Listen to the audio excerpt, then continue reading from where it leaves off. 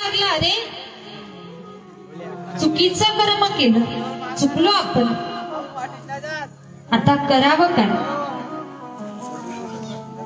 जेवढं मोठं पाप तेवढं कठीण दंड, तेवढी कठीण शिक्षा आपल्याला निश्चित मिळणार ही सत्यता तिच्या लक्षात आली.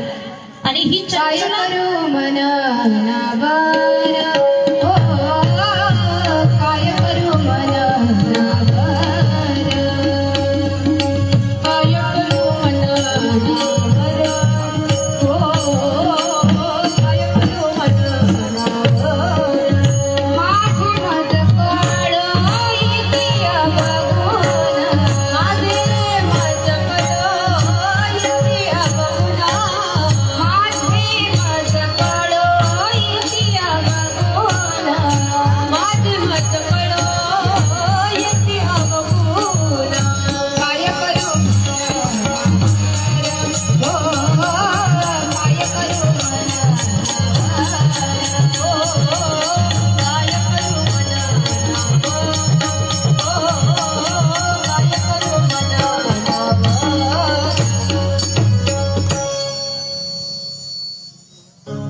अवगुण तिच्या चुका आठवायला लागल्या, लक्षात यायला लागले, घाबरली.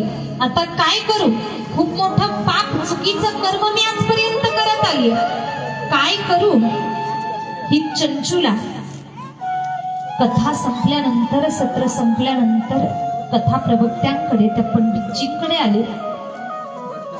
पंडितजींचे पाय धरले, ढसढसा रडायला लागली आणि स्वतःच्या तोंडानं सांगू लागली, मी किती पाप केले. पहा, माणसाची वृत्ती, माणसाचा स्वभाव असा आहे, जर आपण चांगलं काहीतरी केलं, काही चांगलं केलं तर जगाला आरडून ओरडून सांगतो, मी असं केलं, मी तसं केलं, मी हे केलं, मी ते केलं. चांगलं केलं तर जगाला आरडून ओरडून आपण सांगतो, पण स्वतःच्या चुका मात्र कोणी कुणाला सांगत नाही. स्वतःकडून घडलेलं पाप एकमेकांना सांगितलं जात नाही.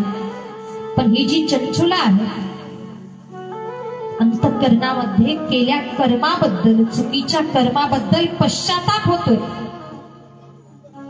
आणि आपल्या चुका, घडलेल्या घटना, घडलेलं पाप सगळं काही त्या कथा प्रवक्त्यांना सांगितलं.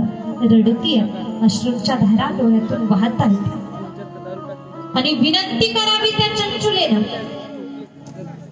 मला उद्धाराचा मार्ग सांगा. असं काय करू जेणेकरून माझा उद्धार होईल? काय केल्यानंतर मला मुक्ती मिळेल, मला मोक्ष मिळेल? त्या चंचुलेनं विनंती केली, मार्ग सांगा, उपाय सांगा. ही जीवनरूपी नाव त्या भगवंतापर्यंत नेऊन पोहोच करा. प्रभुजी